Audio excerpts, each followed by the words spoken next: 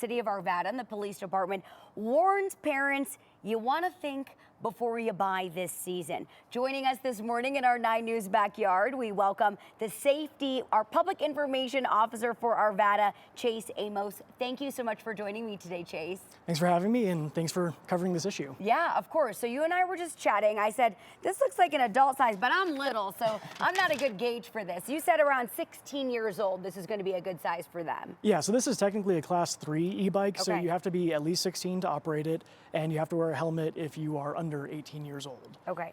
It's got a 750-watt electrical assist motor, and you have to pedal to get the boost or the benefit from that.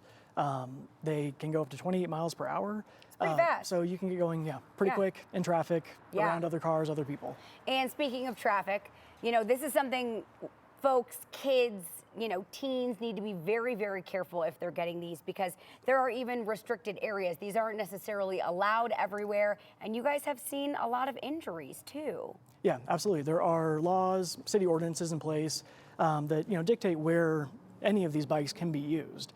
And unfortunately, we have seen a lot of illegal use with juveniles, resulting in some pretty serious injuries when they crash. Yeah. So if mom or dad thinking about getting one of these, you said 12, 13 and up, what would your advice be to them?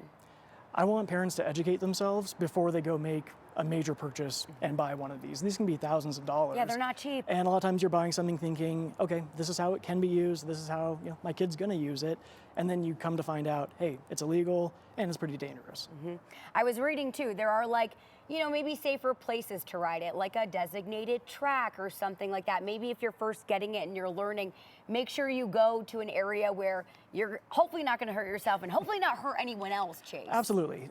There are indoor riding facilities, tracks, private property where you have permission, where you can ride these, and the more powerful ones that are just basically always illegal on the street. And we don't want to say don't have fun, No, these are cool, these are in, right? But Totally. we need people to be safe. Absolutely. We're not trying to be the fun police. Yeah.